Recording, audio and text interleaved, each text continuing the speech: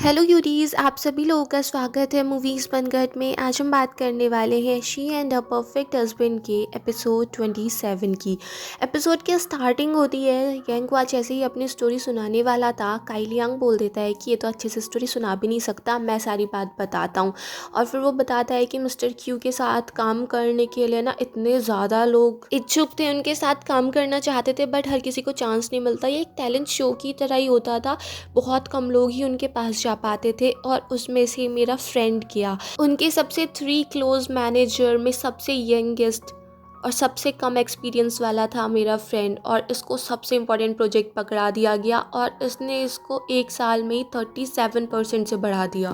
But ये सारी बातें सुन के यंगवा थोड़ा अपसेट हो रहा था, तो क्विंची उसका हाथ पकड़ लेती है।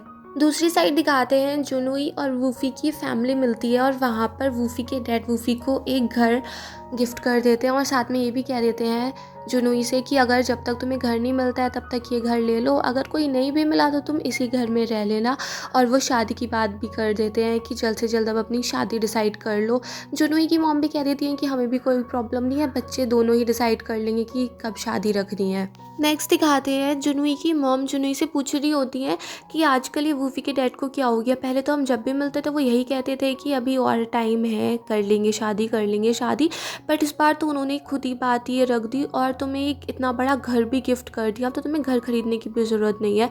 पर जुनूई कहता है कि वो तो उसके डैड ने दिया है, वो वूफी के लिए है, बट मैं और वूफी शादी करेंगे तो हमारा अपना भी तो एक घर होना चाहिए जो मैं खरीदूंगा अपने लिए। बट इस सब के बाद भी जुनूई कुछ ज़्यादा खुश नहीं था। उसकी मॉम पूछती है कि क्या हुआ, आज तो डिनर में भी कुछ ठीक नहीं था, तो स्माइल तो कर रहा था बट वो पूरी एक फोर्स से स्माइल ही थी। बता बात किया है और मैं तेरे साथ खड़ी हूँ ना, जो भी बात है हम दोनों उसका सॉल्यूशन निकालेंगे। फिर जुनूई अपनी मॉम को बता देता है कि ऐसी कोई बात नहीं है, बस उसने शादी से पहले एक प्रीनअप साइन किया है। जुनूई की मॉम कहती है कि तूने ऐसी कैसे साइन कर लिया, ढंग से पढ़ा भी था या मुझे एक बार दिखाता तो सही। जुनूई कह देता है कि मॉम सही तो है, और वैसे भी वो लोग तो हमसे ज़्यादा अमीर है, उन्होंने ऐसा क्या ही लिख दिया होगा उस एग्रीमेंट में जिससे हमें कोई दिक्कत होगी। जुनूई की मॉम अपने बेटे को समझाती है कि हम दोनों इतनी दूर इतने ऊपर तक ऐसे ही नहीं पहुँचे, हमने बहुत मेहनत की है, बहुत एफर्ट्स लगाए हैं। मैं तो बस ये चाहती हूँ कि तुम्हारी कितनी भी सैलरी, उससे फ़र्क नहीं पड़ता है, तुम ज़्यादा कमाओ कम कमाओ, बस तुम और वूफी खुश रहें, बस इतनी ही मेरी इच्छा है। और तुम्हें डरने की किसी से कोई ज़रूरत नहीं है, मैं तुम्हारे साथ खड़ी हूँ ना।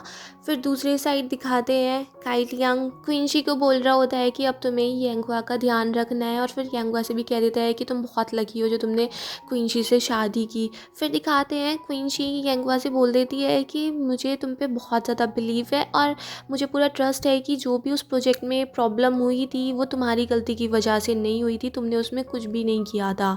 यंगवा कहता है कि उस टाइम पे तो तुम मेरे साथ भी नहीं थी, तब तुम्हें कैसे पता मैंने क्या किया या क्या नहीं किया, मेरी गलती थी या नहीं गलती थी।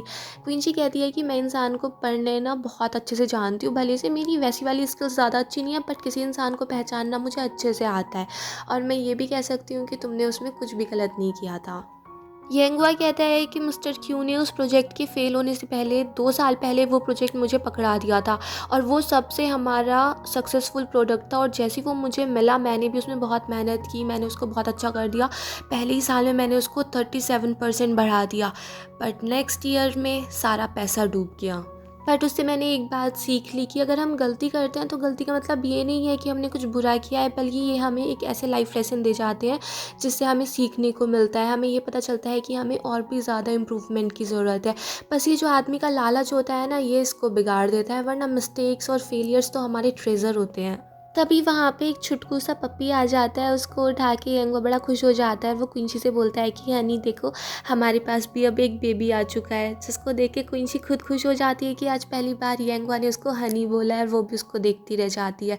बट एक्चुअल में फिर उस पपी का रियल ऑनर आ जाता है और वो उस पपी को अपने साथ ले जाता है। उसके जाने के बाद यंगवा क्विंची से कहता है कि मैं भी पहले इस पपी की तरह ही था, मुझे भी सबका अटेंशन चाहिए होता था, मुझे कभी किसी चीज़ की कमी महसूस नहीं हुई, मगर उस फेलियर के बाद से मुझे रियलाइज़ हुआ मैं तो कुछ भी नहीं हूँ, मेरी कीमत तो इतनी भी नहीं है। और उसकी बात सुन के क्विंची कहती है कि अब से तुम मेरे स्वीट हार्ट हो, तुम मेरे लवर हो, और तुम्हें कभी किसी चीज़ की कमी महसूस नहीं होने दूंगी मैं, और आज से मेरा सारा अटेंशन तुम्हारे लिए होगा। उसके बाद सुन के यंगवा भी खुश हो जाता है, फिर वो दोनों आपस में गले लग जाते हैं। और तभी क्विंची के पास फ़ोन आता है उसके भाई का, वो कह रहा होता है कि रैनमेमी सुसाइड करने की कोशिश कर रही है, जल्दी से तुम घर पे आ जाओ। जब क्विंची और यंगवा वहाँ पर पहुँचते हैं तो वो देखते हैं रैनमेमी कूदने की कोशिश कर रही थी। क्विंची उसको डांट भी रही थी कि अगर थोड़ा सा पैर इधर उधर हो गया तुम डायरेक्ट नीचे ही गिरोगी। फिर वो उन दोनों को संभालती है और फिर वहाँ पर सब चैन से बैठ के बात करते हैं। रैन मिमी क्वीन वेन्यू से बहुत ज़्यादा गुस्सा होती है कि ये अपनी मॉम के कहने पे मेरे खाने में पता नहीं क्या क्या मिला रहा था और आज देखो उसकी वजह से मेरी कंडीशन क्या हो गई। इसको तो मेरी फ़र्क ही नहीं पड़ता है, मेरे लिए केयर ही नहीं करता है, कोई कुछ भी कह दे ये तो एक दिन मेरी जान भी ले लेगा। फिर क्वीन वेन्यू भी रैन मिमी से लड़ने लगता है। दोनों में अच्छी खासी लड़ाई हो रही थी। क्वींची उन दोनों को देख के फिर से डिवोर्स पेपर लाकर रख देती है कि अब दोनों साइन कर ही दो। पहले तो मुझे लगता था कि तुम लोग सिर्फ ऐसे ही लड़ते रहते हो, तुम्हारा प्यार ही है, मगर अब देख के ऐसा लगता है कि तुम लोगों को साथ रहना ही नहीं चाहिए और साइन कर दो। और पेपर्स को देख के क्वीन वेन्यू उन पे साइन कर देता है और फिर रैन मिमी के सामने भी जाके रख देता है कि पहले हर बार तुम ही पेपर्स पे साइन कर दिया करती थी, मैं नहीं करता था, बट अब ऐसा नहीं होगा, अब मैंने कर दिया और तुम भी करो और सब कुछ ख़त्म ही करते हैं। फिर क्वीन वेन्यू भी कहने लगता है कि सब मुझे पागल समझते हैं, स्टूपिड समझते हैं, कि मेरे अंदर तो बिल्कुल दिमाग ही नहीं है, ऐसे मुझे कुछ अच्छा मानेंगी भी कैसे जब मेरा बड़ा भाई इतना ज़्यादा मेहनती है, वो हर चीज़ में टॉप आता है, मेरी छोटी बहन वो हर चीज़ में परफेक्ट रहती है, उसको हर बार बेस्ट एम्प्लॉय का अवार्ड मिलता है, तो इस बीच में मुझे तो कोई कुछ समझता ही नहीं है ना, मैं कितनी मेहनत कर लूँ कोई मेरी वैल्यू करता ही नहीं है। हाँ, मैं एक लूज़र हूँ, मेरी मॉम मुझे स्टूपिड समझती है, मेरे डैड भी मुझे स्टूपिड समझते हैं, कभी कोई मुझे एक इंसान की तरह तो ट्रीट करता ही नहीं है, कोई मुझे कुछ नहीं समझता है। और फिर रोने लगता है। फिर रैन मिमी आके उसके गले लग जाती है कि नहीं मैं तुमसे बहुत ज़्यादा प्यार करती हूँ, और फिर उन दोनों में फिर से पैचअप हो जाता है।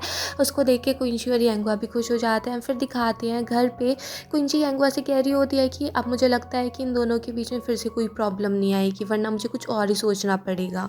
फिर वो यांगवा से पूछती है कि जिससे तुम प्यार करते हो क्या तुम उसे हमेशा प्यार करते रहोगे फॉरएवर के लिए।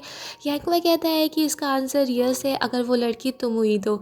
और फिर उन दोनों की रोमांटिक नाइट स्टार्ट हो जाती है। नेक्स्ट डे दिखाते हैं यांगवा काइलियांग से कह रहा होता है कि जब तू मेरा फ्रेंड बना मुझे लगा था कि मैंने अपने फ्रेंड्स बनाने के स्टैंडर्ड बहुत लो कर दिए हैं, बट अब मुझे रियलाइज़ होता है कि तू मेरा फ्रेंड बना तो तू भी बहुत ज़्यादा प्रेशर में रहा होगा और मैंने तुझे कभी इतनी ज़्यादा वैल्यू नहीं दी और तू मेरा कितना अच्छा फ्रेंड था।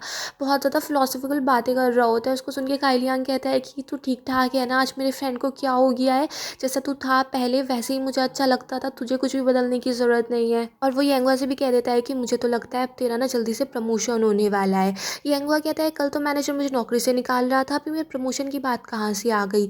तो काइलियांग उसको बताता है कि मिस्टर क्यू की वजह से अभी मैनेजर का मेरे पास फ़ोन आया था, वो तेरे बारे में पूछ रहा था, तो पूरे के पूरे चांसेस हैं कि तेरी प्रमोशन हो सकती है। फिर दिखाते हैं बैंक में एम्प्लॉयज़ बात कर रहे होते हैं। उनको पता चलता है कि मिस्टर क्यू को अरेस्ट कर लिया गया है उनके प्रोडक्ट की वजह से ही, क्योंकि उसमें कुछ प्रॉब्लम्स आ रही थी। और फिर सारे के सारे एम्प्लॉयज़ यांगवा की तरफ ध्यान देने लगते हैं। उससे कहते हैं कि जब से तुम आए हो हमने तुम्हें पार्टी नहीं दी, चलो पार्टी के लिए बाहर चलते हैं। यांगवा कहता है कि तुम सब प्रेशर में मत रहो, मैं ही किसी दिन पार्टी दे दूंगा, बट अभी टाइम नहीं है तो हम कैंटीन में ही कर लेंगे। फिर दिखाते हैं लॉ फर्म में एक एक्ट्रेस आई होती है और उसके आगे पीछे बहुत ज़्यादा भीड़ लगी हुई थी, और तभी मिस्टर क्या क्विंची के पीछे पीछे चलते हैं और वो उससे सॉरी बोल रहे होते हैं कि सर मैंने कुछ नहीं किया था, ये तो सब बॉस के ही ऑर्डर थे। और वो क्विंची से ये भी कह देते हैं कि अभी एक ऑफिस खाली होने वाला है, वो ऑफिस में मैं जल्दी से दिला दूंगा, और वैसे भी इस पूरे ऑफिस में मैं ही तो तुम्हारी साइड था ना, मैंने ही तुम्हारे ऊपर बैट लगाई हुई थी। और फिर वो क्विंची को बता देते हैं कि यहाँ पर एक एक्ट्रेस आई हुई है और वो इस सिलसिले में आई है क्योंकि उसको एक होटल से रात के 3 बजे निकाल दिया गया था, तो वो उस होटल पे केस करना चाहती हैं। और फिर मिस्टर क्याओ क्विंची को ये भी बता देते हैं कि ये केस वूफी के डैड ने इंट्रोड्यूस कराया है ताकि जुनहुई को काफ़ी ज़्यादा पब्लिसिटी मिल सके, क्योंकि एक्ट्रेस वगैरह के केस में मीडिया आउटलेट बहुत ही ज़्यादा बाहर होता है। और साथ में इस केस में टैंग हुई ने जुनहुई के अलावा 3-4 और बड़े बड़े वकील को भी रख दिया है। तो क्विंची मिस्टर क्याओ से यही पूछती है कि इस इतने छोटे से केस में इतने सारे वकील को क्यों लगाया गया है, आखिर उसके पास बहुत ही ज़्यादा पैसा है क्या, एक्ट्रेस वो बहुत ज़्यादा पे करने वाली है। तो मिस्टर क्याओ उसको बता देते हैं कि ऐसा सुनने में आया है उसका जो हस्बैंड है हुपिंग, वो बहुत ही ज़्यादा फेमस इंसान है, वो जहाँ भी इन्वेस्टमेंट करता है वो एकदम गोल्ड माइन की तरह जगह चमक जाती है। तो उसके हस्बैंड के लिए इस केस पे बहुत ज़्यादा ध्यान दिया जा रहा है। और साथ में उसको ये भी पता चल जाता है कि आज रात को एक पार्टी होने वाली है और उसमें हुपिंग ही आने वाला है। तो मिस्टर क्या क्विंची से कह देता है कि अगर तुम्हें टेंगुई ने इस बारे में कुछ नहीं बताया, तो इसका डायरेक्ट मतलब यही है कि वो तुम्हें नहीं चाहती कि तुम इस केस में इन्वॉल्व हो। मिस्टर क्याओ के जाने के बाद क्विंची सोच में पड़ जाती है कि केस तो बहुत अच्छा और मीडिया भी यहाँ पर कितनी सारी होने वाली है और इस टाइम पे मुझे पब्लिसिटी ही तो चाहिए, क्योंकि यहाँ पर तो मेरा कुछ खास हो नहीं पा रहा है। एक मन उसका ये भी कर रहा था कि वो इस केस के पीछे जाए, कुछ भी करे, और एक मन कर रहा था कि नहीं, वो इससे दूर ही रहे।